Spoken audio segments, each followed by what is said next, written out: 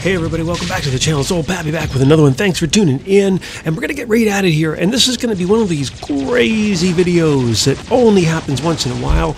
I think I was going to try to do a sort of a death button setup here for my leech and see how that's going to work out, right? Just testing something here. It's not one of my favorite maps, I hate to say. I don't really like the carrier map that much, but I noticed that this guy here in front of me was in a Wayland with 2 Ancel shields, and I thought to myself, cool, why don't I just try to do a little buddy system here? It looks like he's, he's obviously a team player. This happens once in a blue moon, right? That a guy goes out with 2 Ancel shields. Clearly, he is there just to act as a support and as a teammate.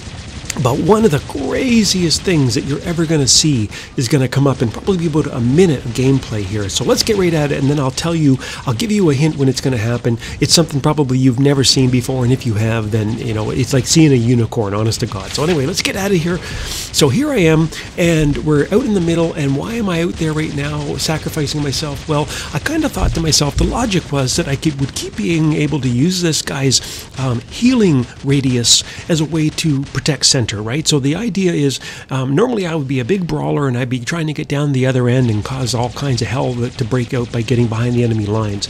But I thought, well, why don't I play a little differently this time around? And so what I'm doing is I'm using the healing circle. I'm making quiet little forays out. I'm actually going peekaboo here, dippity bong, and I'm giving this guy a shot or two. But then I want to make sure I get back in that healing radius as quick as I can. There I go. And just kind of let the enemies come to me. And this is a really weird video. Hopefully you stick it around to the end, because it's one of these ones where there's all kinds of weird little life lessons that you are going to learn by watching this video. So we're not quite there for the crazy bit yet, but I'm going to talk a little bit about what this guy's doing and whether it's a good tactic or not. And so, in general, if you are playing in a squad, yeah, it actually can be a pretty helpful tactic to be able to bring out a bot like a Wayland that is nothing but a support bot, and by carrying those 2 Ancel shields, it ensures that it stays alive for a long time, as long as you protect it. So that's fine. But one of the things you're also going to notice, and the weird part's coming up in just a few seconds, but one of the things you're going to notice is that there's a double-edged sword if you play completely 100% defensively. And that problem becomes, what if the game starts to go against you, right? What if you need that extra bit of firepower to put you over the top, and you don't have that firepower? But anyway, take it out. Take a look. Look to your left here. Look to your left. Look at that. Look what the guy's doing there. He's got a Ming, and he's actually standing on the Wayland. Have you ever seen anything like that? How insane is that? Like, at first I thought, no, that's just an accident. But no, I realized that he actually flew down and decided to go on the Wayland and use it as sort of a stepping area to shoot over top of that barrier and get protected the entire time by the healing. Wow, how is that for teamwork, man? That is insane. What do they say? Teamwork makes the dream work, right? I mean, that's next level stuff, man. I've never seen that before. Maybe some of the other guys have, and if you have, tell me in the comments, what are some of the craziest teamwork moments that you have seen in your years, months and years of playing the game? I've been playing for almost 6 years now, and I think that's the first time I've ever seen that. So anyway, I thought that was pretty darn awesome and pretty creative of the players. And I don't even think they're a squad. I think the guy literally just made it up on the fly. He just said, I'm going to stand on here and I'm going to use it. So anyway, let's get back at the game, because here's where I talk about the double-edged sword. Now, I don't want to give too much away here, but the bottom line is that at the end of the day, oh, you just got me there. At the end of the day, we actually are going to lose this game. And the reason why I'm telling you this now is not to take away the drama about, oh my gosh, what's going to happen, but it's actually so I can have a little bit more time to talk to you about why we end up losing the game. So let's take a step back and think about what we saw so far in this game. Is that I saw a teammate come, and he was completely, there he is right there to the left, completely geared up for defense and for support. He entered the game saying, all I'm going to do is use my Ancel shields to protect myself, and I'm going to heal my teammates. But here's one of the challenges.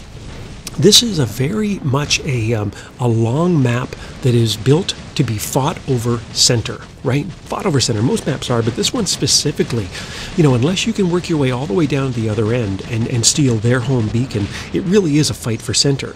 And so keeping center is crucial. And one of the things you're seeing in this game, and one of the things that drove me nuts by the end of it, was every time we got center, and I tried to push forward or tried to protect it, the other team would make a push, and they come back and they take center. And because we had one teammate just standing there, immobile, giving us healing, yes, but giving us healing from behind center. You can see it down below where that radius ends, right? Is that it allows the other team to rush forward with one extra player and grab that center beacon, right? And then if you have that guy in the Ming and he's literally standing there the entire game, he's not pushing forward, and all he's doing is kind of protecting himself. He is laying down fire, yes, but there are so many robots out there with resistance now, and super fast ones and teleporting robots, phantoms, all that kind of stuff. I'm thinking about a Blitz with the Clive Vicious pilot that has 90% damage resistance or whatever it is. Those guys are able to run and take center and then get back to cover and heal up, while our team, or some of our teammates, are literally standing there, not pushing our advantage. Look over to the left-hand side. You see what color that beacon is.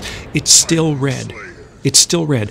And while some guys have not lost a single bot yet, like Mr. Wayland, I'm on my third. I think I'm on my third bot, and maybe even my fourth, including my Titan.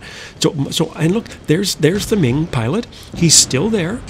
He's laying down cover fire. He's shooting guys. He's trying to shoot them. But how is that helping us on the beacon bar? Right? We're down 3-2. There comes a time in every single game where you have to sort of give up your defensive position and get your arson gear and get out there and cap that beacon. Now, I've tried several times, and every time I died because I didn't have support with me, right? And now I'm kind of worried because they got these Mings out there and they got these Cyclone weapons, and some of them are using the Dragoon-style weapons, and I am equipped with Zars and Ruptures in this game, so they're going to outdistance me. And look at that! Boom! I just died again. So now I only have 2 bots left, and I'm going to try to get in as fast as I can. But look at that beacon bar. We're still down 3-2, and I keep thinking to myself, "Come on, guys! Come on! Okay, the healing circle was great, but it's time to ditch your healing bot and get in there and start fighting." We need to push center. And unfortunately in this game, that moment never comes. And so, anyway, what's the point of all this? Well, I think the idea is that if you ever are interested in running that type of build, it's no different than a camping build in a way, in that a lot of guys hate campers and they don't want to play campers or play with campers. They won't even run a camper bot set up in their hangar. However, I don't have a problem with it. If you want to be a camper, be a camper. But the problem is that even when you go camping for real, there's always a time to pull up the tent and start moving. Move to another campsite, pack it up and go home, whatever you want to call it. In every game, there's a moment of truth where you actually have to stop camping, ditch your camping bot. You can ditch it by just running out into the center, getting them to kill you, or whatever it's going to be, just to eject and get a new pilot, whatever it's going to be. But there comes a moment where you have to get up, roll your sleeves up, and start throwing punches. You need to throw those haymakers.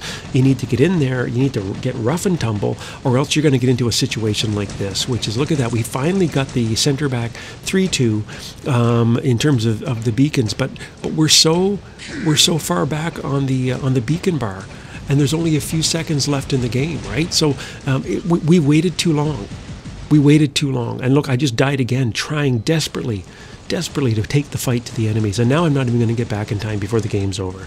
So anyway, like I said, I'm going to lose this game. Hopefully there's a little bit of tips and advice for you guys in terms of what you want to do in the future. If you want to run a build like that, there's nothing wrong with it. Obviously, that was super cool, wasn't it, when we actually saw the Ming on top of the guy? But don't stay in your build too long, or else you're going to cost your teammate the game. So that's it. That's the score. If you like what you saw, obviously hit the like, the subscribe. I appreciate it. I'm trying to get the 500 video or subscribers. I think I'm around 415 now or something like that. So if you can help me out with that subscription, that'd be great. And until next time, I'll see you on the battlefield.